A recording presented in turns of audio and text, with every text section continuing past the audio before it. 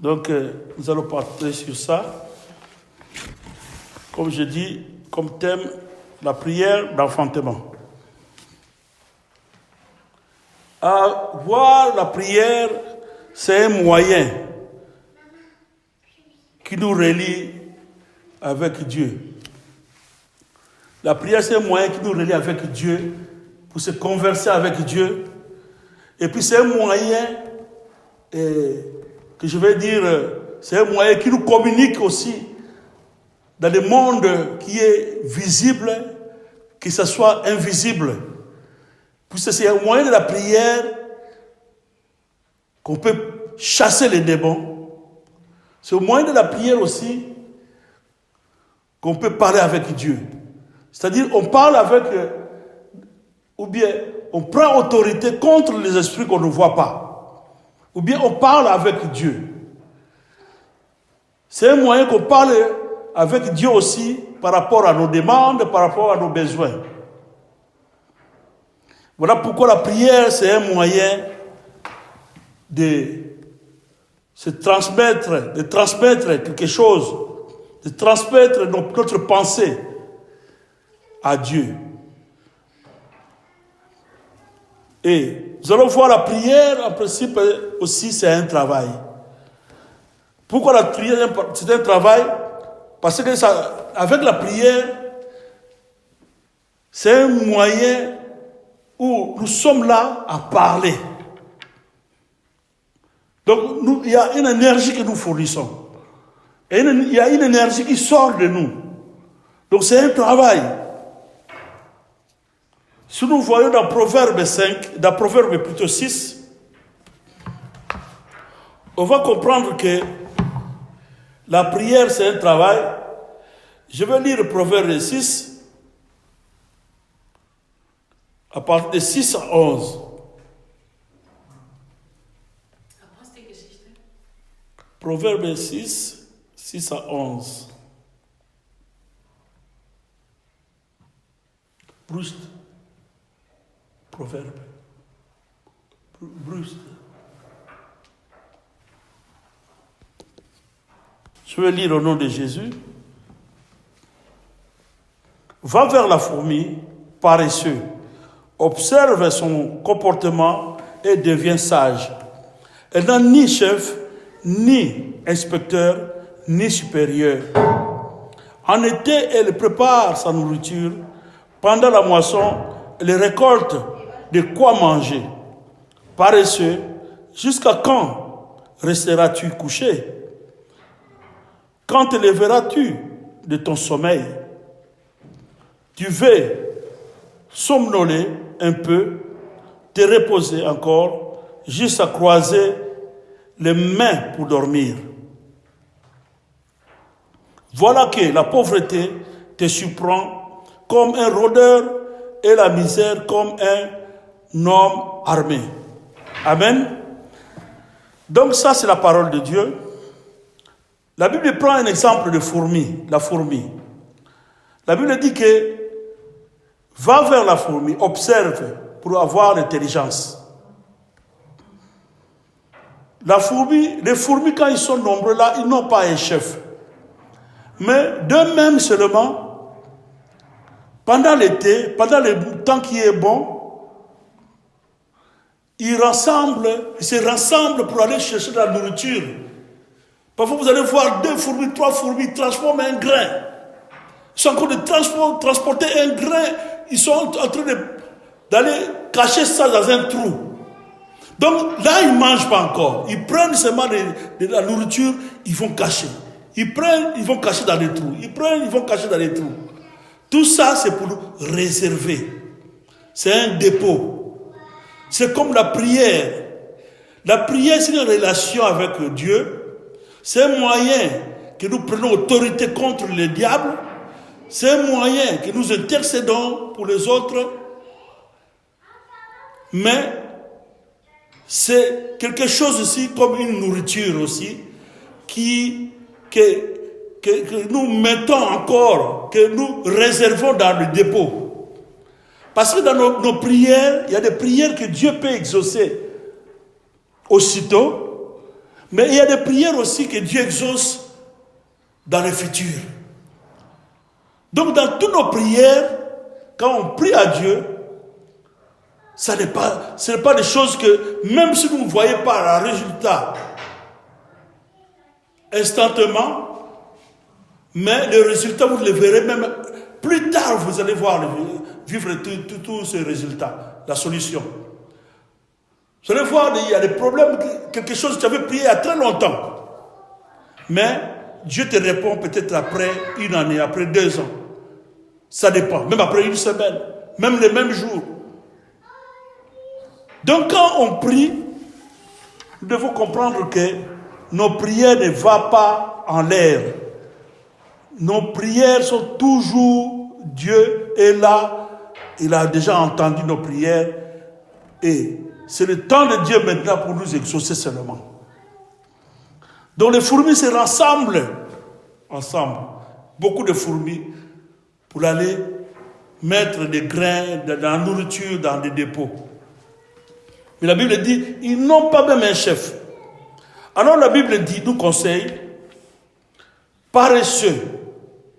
Donc quand quelqu'un qui ne prie pas, c'est comme quelqu'un qui ne travaille pas. Donc c'est un paresseux. Quelqu'un qui ne prie pas, c'est comme quelqu'un qui ne travaille pas. Et quelqu'un qui ne travaille pas, la Bible dit, qui n'a pas droit à manger. Celui qui n'a pas travaillé, qui ne mange pas. Parce que tu n'as pas travaillé. Quand tu es paresseux, tu ne peux pas avoir une ressource de quoi manger. Parce que tu n'as pas travaillé. Tu n'as pas de salaire. Quelqu'un qui dort toujours, sans la prière, il passe des jours sans prier. C'est quelqu'un, un jour, vous le verrez s'endormir. Un jour, vous le verrez quelqu'un qui abandonne la foi. Voilà, la Bible dit, voilà la pauvreté te surprendra comme un rôdeur et la misère comme un homme armé. Ça, c'est pour quelqu'un qui ne prie pas. Alors la prière, c'est quelque chose en nous, ça doit être toujours actif. Et bien sûr, on a du temps, on a des moments parfois, on est faible pour prier. Mais que ça ne soit pas une habitude, que ça ne soit pas prolongé. Parce que le Saint-Esprit est avec nous. C'est lui qui est là pour nous aider dans nos faiblesses, comme dit la Bible dans la Romaine. Le Saint-Esprit nous aide dans nos faiblesses. Voilà, nous devons toujours se confier au Saint-Esprit. Bien sûr, c'est un travail, c'est quelque chose que nous qui nous prions, mais nous devons se soutenir, nous devons se confier au Saint-Esprit. Parce que c'est le Saint-Esprit aussi qui intercède à notre faveur, comme dit la Bible. La Bible dit dans Genèse 4, 26, Genèse 4, 26, concernant toujours la prière. La prière, c'est quelque chose qui a commencé il y a très longtemps. Dès les temps anciens, la prière avait déjà commencé. Parce que dans les temps, on ne pouvait pas dire que c'était la prière, mais on disait, on invoquait Dieu. Invoquer, c'est prier. Dans Genèse 4, 26, la Bible dit, Seth eut, lui, aussi un fils, et il l'appela Enoch. C'est alors que l'on commença à faire appel au nom de l'Éternel. Donc c'est alors on commença, dans notre version, qu'on a commencé à invoquer Dieu.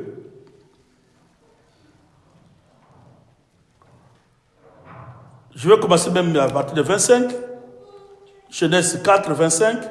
Adam eut encore des relations conjugales avec sa femme. Elle mit au monde un fils et l'appela Seth, car il dit, Dieu m'a donné un autre fils pour remplacer Abel que Caïn a tué.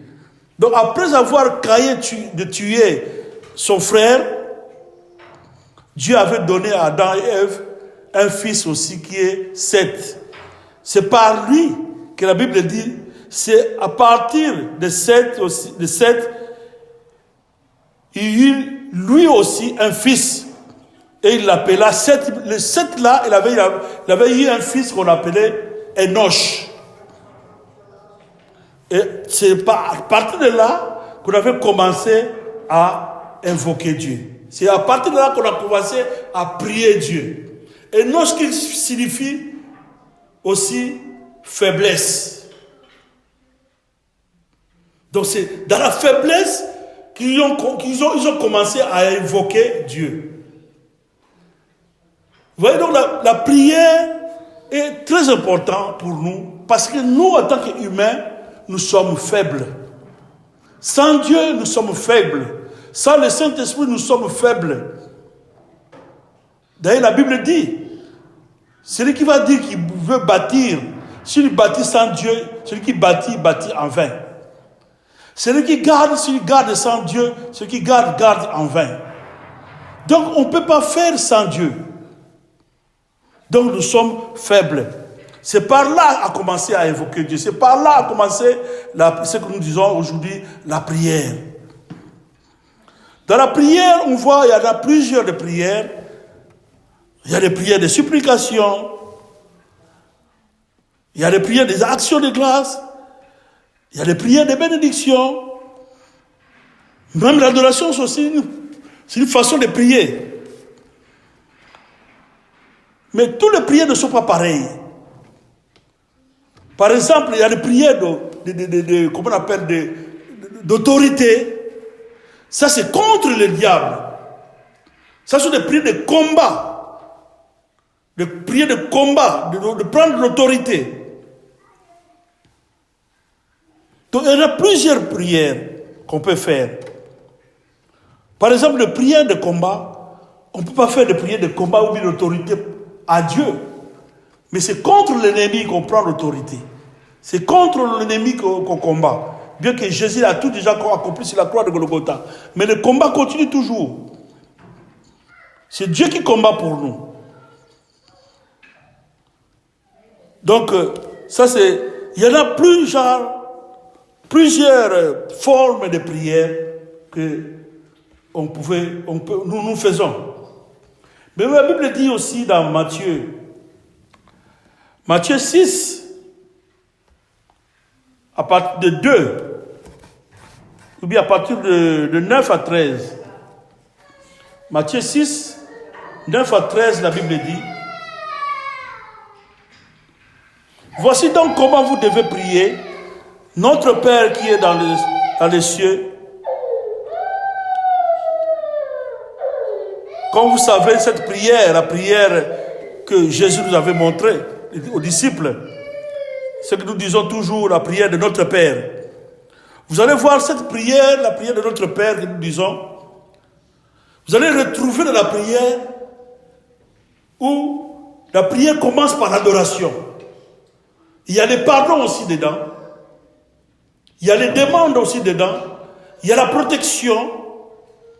Il y a tout dedans. Donc ça, c'était comme une forme que Jésus avait montré aux disciples comment prier. Donc là, nous voyons, il y a l'adoration aussi qui est dedans. Parce que quand on dit que ton rien ne vienne, que ta volonté soit faite sur la terre comme au ciel. Donc là, on est en train d'adorer Dieu. Donne-nous aujourd'hui notre paix quotidienne. Ça, c'est une demande. Pardonne-nous de nos offenses, comme nous aussi, nous pardonnons à ceux qui nous ont offensés. Là, on demande le pardon. On veut se réconcilier à Dieu. Donc ça, c'est une forme de la prière. C'est une forme de la prière que Jésus nous avait montrée. Donc, c'est-à-dire aux disciples. Donc, dans la prière, il y en a tout. Il y a les demandes, il y a l'adoration, Il y a l'autorité contre le monde des ténèbres. Il y a la protection. Ne nous expose pas à la tentation, mais délivre-nous du mal. Car c'est à toi qu'appartient plutôt dans tous les siècles et les règnes, la puissance et la gloire. Donc la prière, c'est un travail qui nous communique, qui fait que nous puissions parler à Dieu et de parler aussi, de prendre l'autorité à l'ennemi. La prière est très importante. Quelqu'un qui ne prie pas, c'est comme quelqu'un qui ne travaille pas. Donc c'est un paresseux. Quand nous disons la prière d'enfantement, c'est-à-dire c'est une prière qui sort de notre ventre, comme une femme qui veut accoucher. Mais je vais parler de 3 types de prières d'abord, afin que cette prière soit efficace. Quand nous lisons dans 1 Corinthiens 14 à 15, 1 Corinthiens 14 à 15,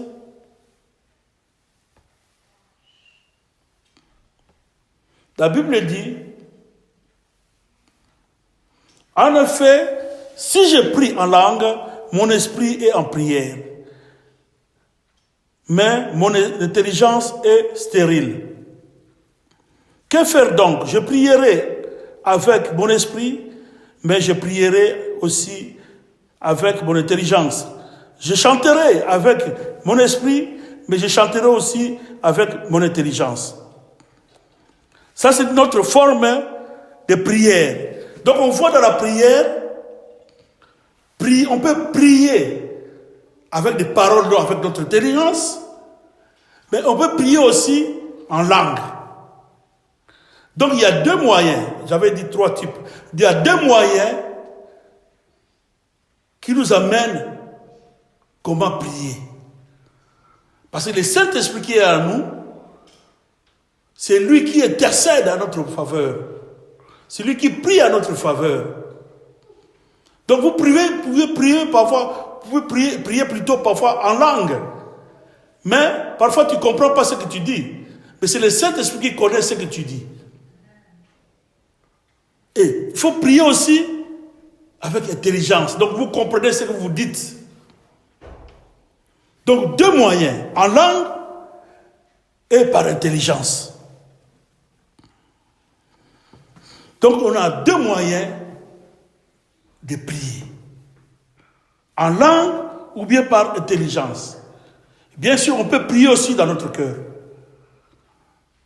Comme la prière de Anne. La Bible dit qu'elle priait. Mais il faisait qu'elle remuait la bouche. Personne n'écoutait par ce qu'elle disait. Donc elle priait dans son cœur. Ça aussi c'est une prière. Parce que c'est Dieu qui sonde le cœur et les reins. Donc il comprend ce que tu dis en toi.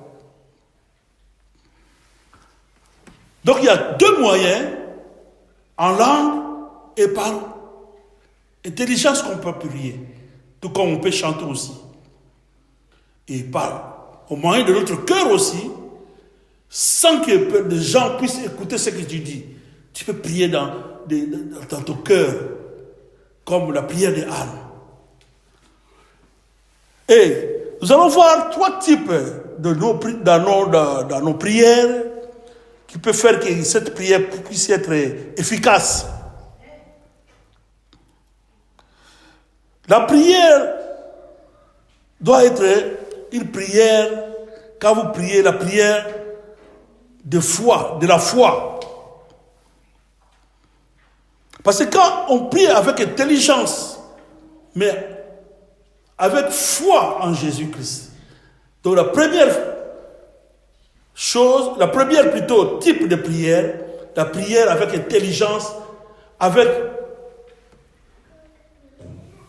une foi agissant. Donc avec une foi en Dieu. Là, nous allons le voir dans Marc 11,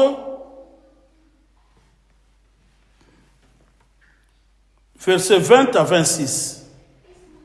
Marc 11, 20 à 26, la Bible dit: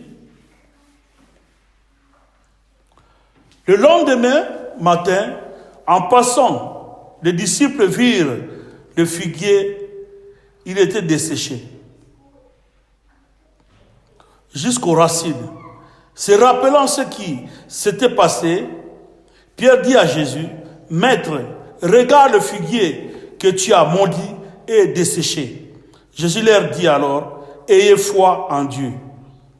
Donc c'est par rapport à l'arbre là qui ne fournissait pas de figuier, et Jésus avait maudit, il avait parlé, il avait prononcé des paroles contre ce figuier là. Et le figuier en question, le même jour, c'était ça n'a pas séché sur place.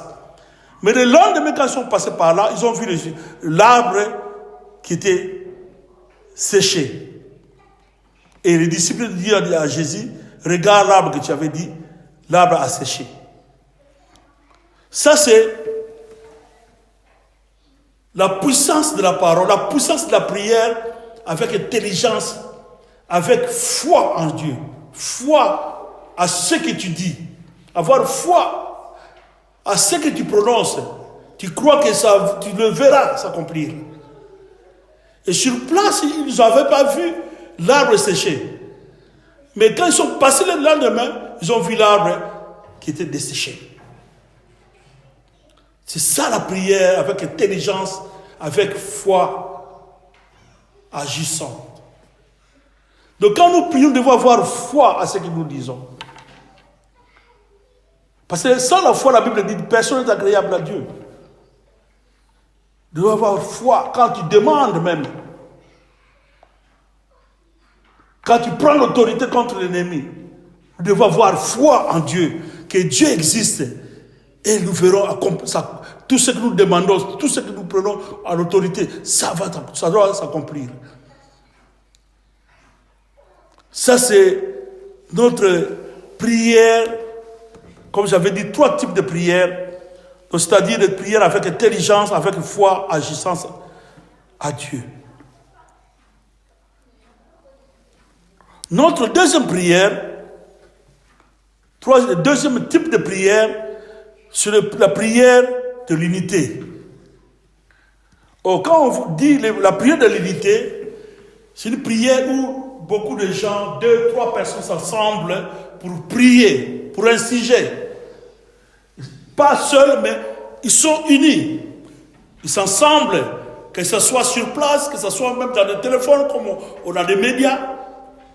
Ils s'assemblent pour prier pour quelque chose, ou bien pour quelqu'un.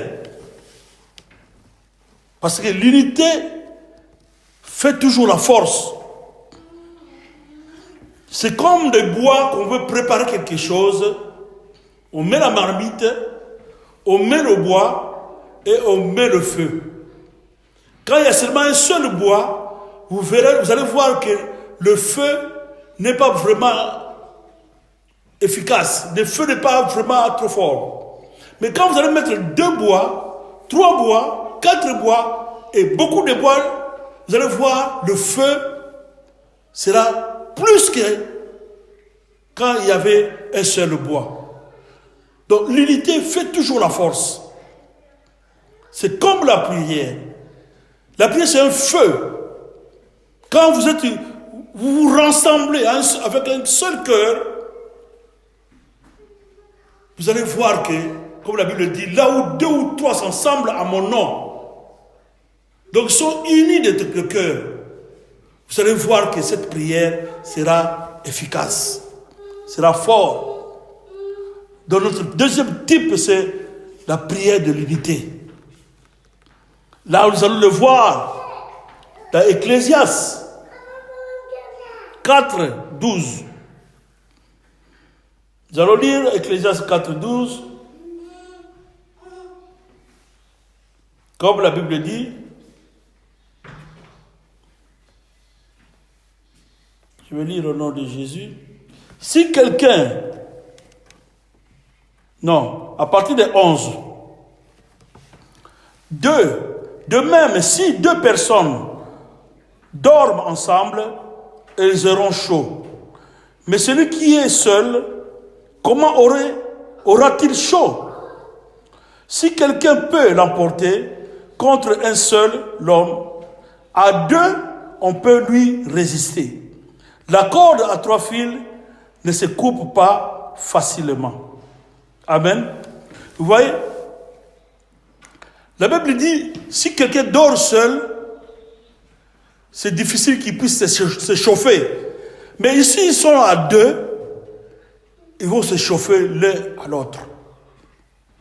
Et la Bible dit que le fil à 3 cordes a plus d'efficacité. C'est trop fort, c'est trop dur. C'est plus dur par rapport à un seul fil. Un fil pouvait le couper à main comme ça. Mais si on rassemble tous les 2 fils, et plutôt tous les 3 fils, on rassemble ça, on fait ça 1. 3 fils, on le fait un fil. Un corde plutôt. Ce sera difficile pour couper. Parce que c'est plus fort maintenant. Voilà l'importance de la prière dans l'unité. La prière de l'unité fait que vous puissiez remporter. Vous allez voir dans l'église primitive même, dans l'acte des apôtres, quand ils s'est rassemblés pour prier, la Bible dit que même la terre tremblait. Parce que c'était plus efficace. Ça, c'est la prière de l'unité. Quand on se rassemble avec dans nos prières, c'est très bien de se rassembler avec d'autres gens aussi quand tu es seul.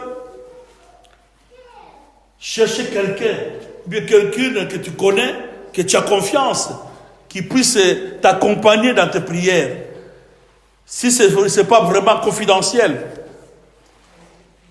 Même s'il y a des gens que tu connais, il peut garder des choses. C'est important de confier aussi aux autres, à quelqu'un ou à un serviteur de Dieu qui puisse t'accompagner dans les prières, afin que vous soyez 2, 3, 4, afin que cette prière soit efficace. Comme la Bible dit, la prière, le corde plutôt à 3 fils, ne se coupe pas facilement. Par rapport à une seule personne, donc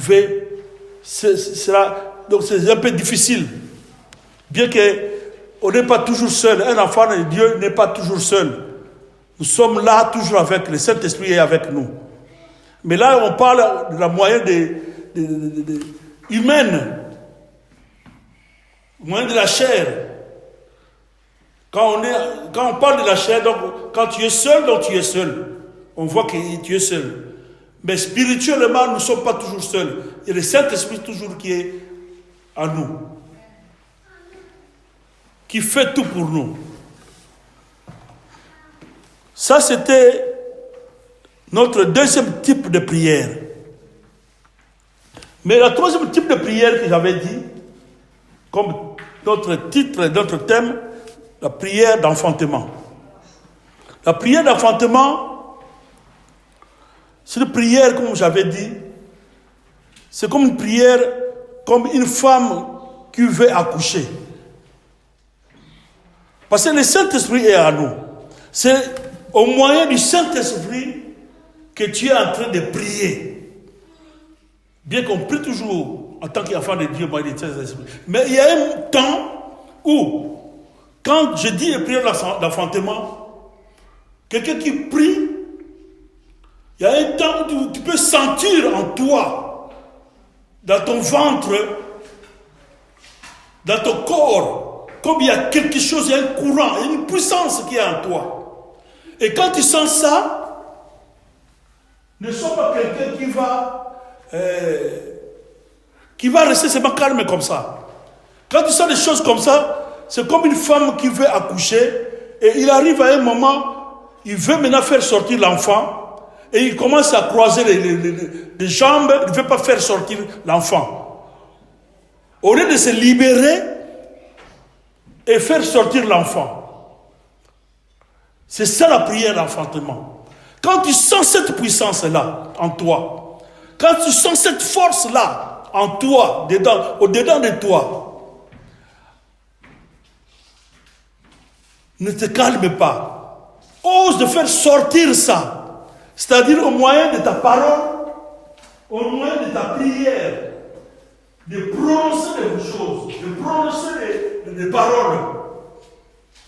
Parce que ça, c'est le Saint-Esprit qui te pousse à faire sortir ça. Alors, ne bloque pas ça. Laisse faire sortir ça. Et vous verrez que vous serez à l'aise. Quand vous allez faire sortir ça, vous allez voir que vous serez à l'aise. Et c'est le Saint-Esprit qui est sorti, qui parle maintenant plutôt. C'est ça la prière d'enfantement. La prière d'enfantement, c'est lui-même le Saint-Esprit qui vient en aide, comme la Bible dit.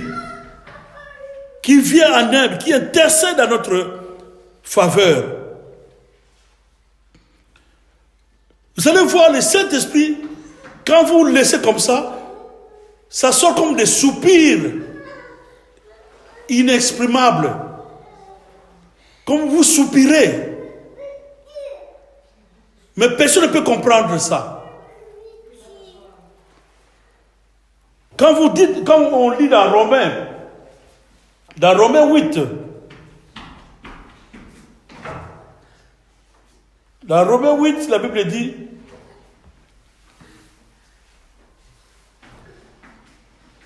de 26 à 27, Romains 8, 26 à 27, de même l'Esprit aussi nous vient en aide dans notre faiblesse.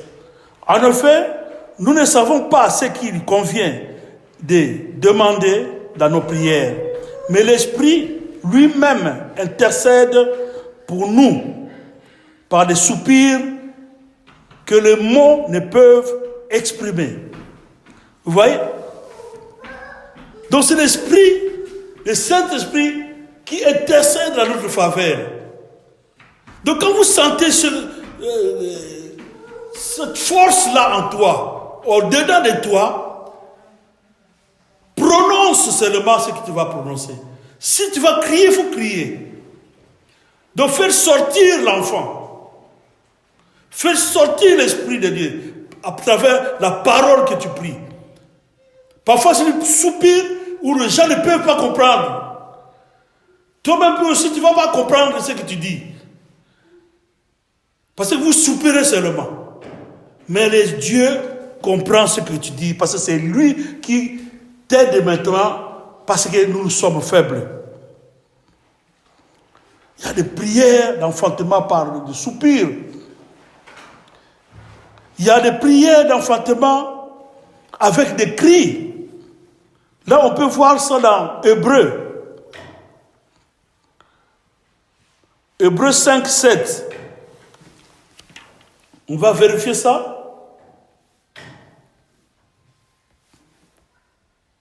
Hébreux 5, 7.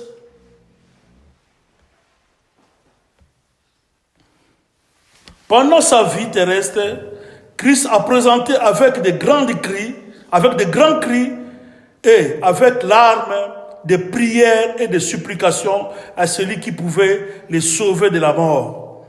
Et il a été exaucé à cause de sa piété. Amen.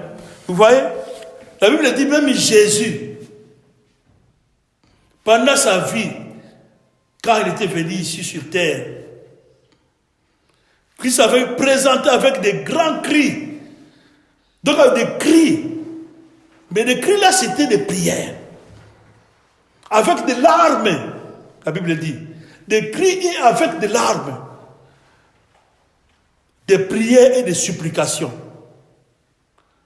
Ce sont des prières d'enfantement. C'est des prières qui sortent de dedans de toi. Donc personne ne peut expliquer ça. Tu verras quelqu'un qui est en train de prier, il commence à crier. Il crie seulement. Mais vous n'allez pas comprendre qu'est-ce qu'il est en train de dire. C'est le Saint-Esprit qui intercède maintenant. C'est le Saint-Esprit qui prend place maintenant. Alors, vous ne pouvez pas bloquer ça. Vous ne pouvez pas se retenir. Il faut vous laisser souple. Faire sortir ça. Faire sortir l'Esprit de Dieu. Parler. Crier. Soupirer. C'est ça les prières d'enfantement. Et on voit aussi la prière, comme nous disons, la prière en langue. Comme vous avez partagé dans 1 Corinthiens 14, dès le début, là, on avait partagé ça. Qu'on peut prier en langue, on peut prier aussi avec intelligence. Parce que quand on prie en langue, c'est toujours le Saint-Esprit qui prend relève. C'est le Saint-Esprit qui prend relève. Parce que quand vous priez en langue, s'il n'y a pas un interprète, il n'y a pas quelqu'un qui a les dons d'interprétation, vous n'allez pas comprendre, les gens ne peuvent pas comprendre ce que tu es en train de prier, ce que tu es en train de dire. Voilà, la Bible dit que même quand nous prions en langue, il faut prier aussi avec intelligence. Mais s'il y a un interprète, vous pouvez prier seulement en langue, l'interprète peut nous interpréter. Celui qui a le don d'interprétation des langues. Donc quand vous priez en langue, c'est le Saint-Esprit qui prend relève. C'est un aussi de prière d'enfantement. Quand on prie en langue. Mais quand on prie en langue, il faut prier aussi avec intelligence. Et surtout, si tu es seul, c'est pas grave.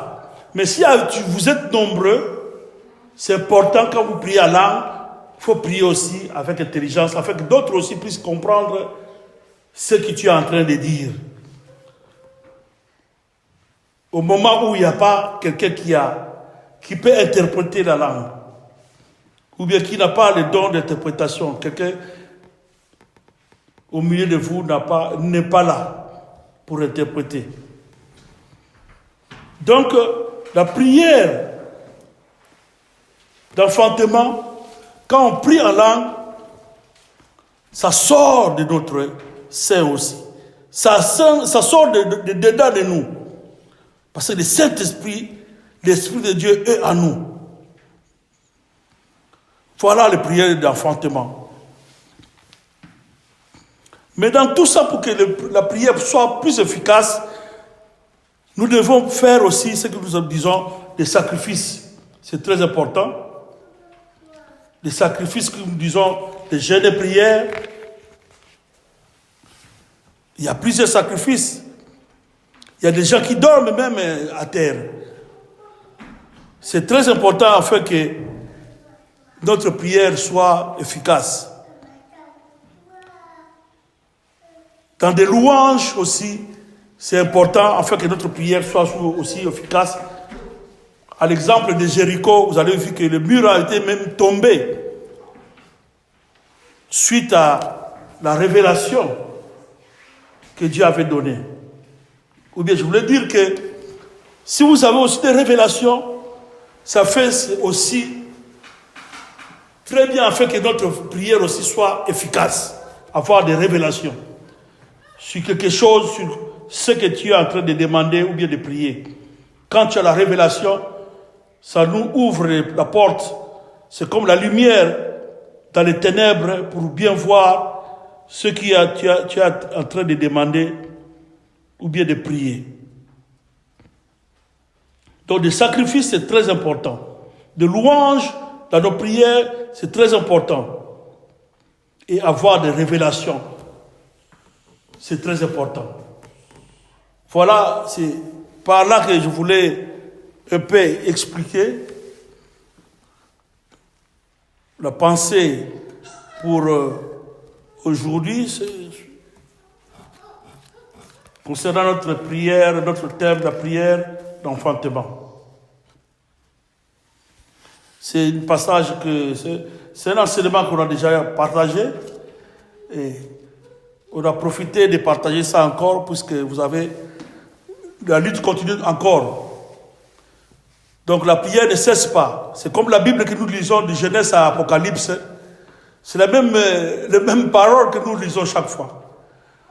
C'est ça qui nous réconforte. C'est seulement la révélation que Dieu nous donne. Il y a des choses qu'on peut lire, mais il y a des nouvelles aussi révélations que Dieu peut nous donner aussi dans la suite du temps. Voilà, nous allons prier pour